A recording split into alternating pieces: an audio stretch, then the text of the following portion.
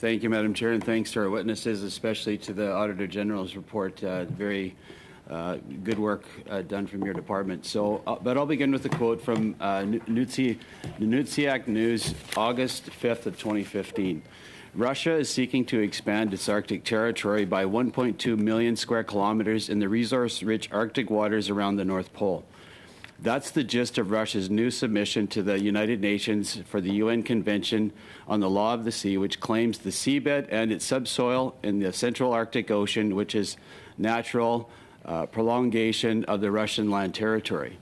And yeah, that's 8 years ago now, but from just a month ago from Mr. Putin, a Reuters article, Moscow, January 27th, 2023. President Vladimir Putin held talks on Friday with top security officials about the status of Russia's efforts to legally expand its outer boundaries of its continental shelf in the Arctic Ocean.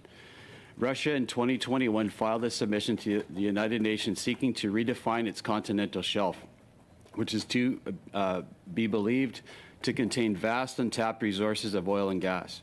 Moscow said at the time it wanted much more Arctic seabed, a move that has implications for Canada and Denmark, who have their own claims. So Putin, a very real and present threat to our Canadian Arctic security and sovereignty. I asked the Minister Anand, specifically about Arctic sovereignty in May 3rd of 2022. My question to her was, Mr. Speaker, the NDP Liberal budget proves once again that the current government is all talk and no action. Instead of a plan to protect our Arctic sovereignty and security, all we got was a re-announcement of NORAD's existing infrastructure and that the government is considering its options, and we heard that again today. Our Arctic sovereignty and security cannot be protected by more liberal empty promises. Will the minister who continues to fail to defend our North stand up and explain her answer? Mr. Speaker, Canada's sovereignty in the Arctic is secure. And her answer goes on, but still, that's her premise. But from the Auditor General's report, we're clearly not anywhere near having a secure Arctic. And I'll go to the recommendations in the report, 612 of page 7. Overall, the federal government has not taken the required action to address long-standing gaps affecting its surveillance of Canada's Arctic waters. As a result, the federal organizations that are responsible for safety and security in the Arctic region do not have full awareness of maritime activities in Arctic waters and are not ready to respond to increased surveillance requirements. I'll go on to 613, the section below. The long-standing issues include incomplete surveillance, insufficient data about vessel traffic in Canada's Arctic waters, poor means of sharing information on maritime traffic, and outdated equipment. The renewal of vessels, aircraft, satellites, and infrastructure that support monitoring maritime traffic and responding to safety and security incidents has fallen behind to the point where some will likely cease to operate before they can be replaced. For example, the Canadian Coast Guard and Transport Canada risk losing presence in Arctic waters as their aging icebreakers and patrol aircraft near the end of their service lives and are likely to be retired before a new fleet can be launched. We are hardly in a good place in the Arctic, despite what the minister wants to reassure us that we're good, right? I'll ask the DMs from Defence, Transport, and Environment to please respond. Sure. I'll start. Gaps, and there's been actions taken within the department to address those gaps.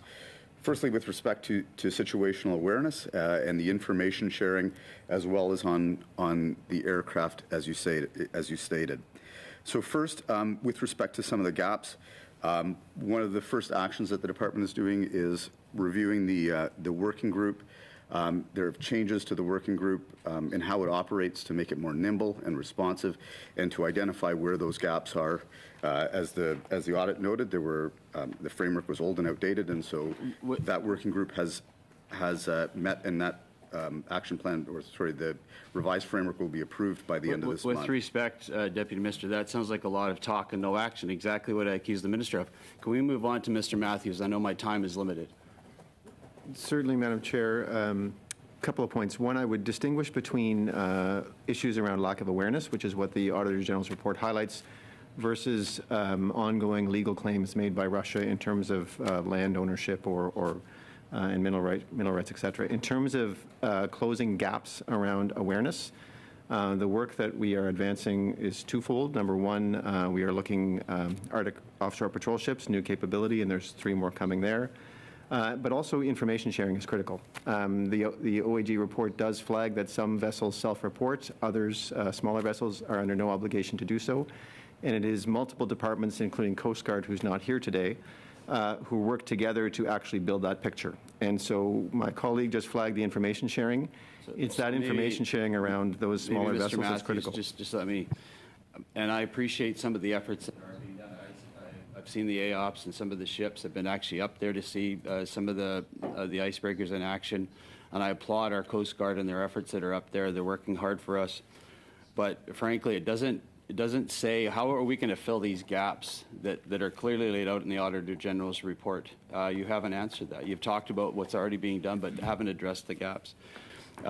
Page 14, 637. We found significant risk that there will be gaps in Canada's surveillance, patrol, and presence in the Arctic in the coming decade as aging equipment reaches the end of its useful service life before replacement systems become available. And I'll list 3 of them. There's 5. 1, weaknesses in satellite surveillance capabilities. 2, icebreakers reaching the end of their useful lives. 3, further delays in procuring Arctic and offshore patrol ships, or AOPS. 4, patrol aircraft reaching the end of their useful lives. And 5, inadequate infrastructure for patrol equipment. And this is just the equipment aspects of the shortfalls, right?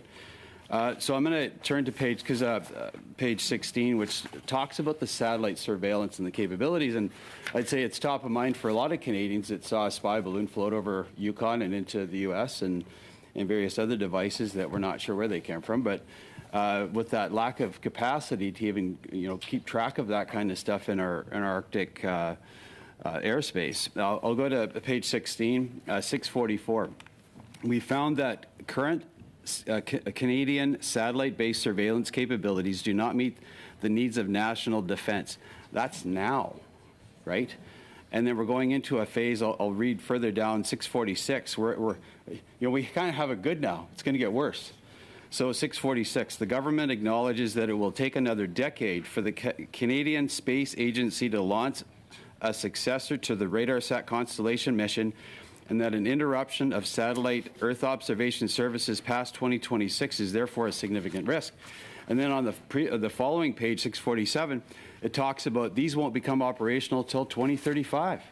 So we're heading into this era of almost a 10-year gap of surveillance of our own airspace at a time when we're seeing threats like really never before, unprecedented, I'd say.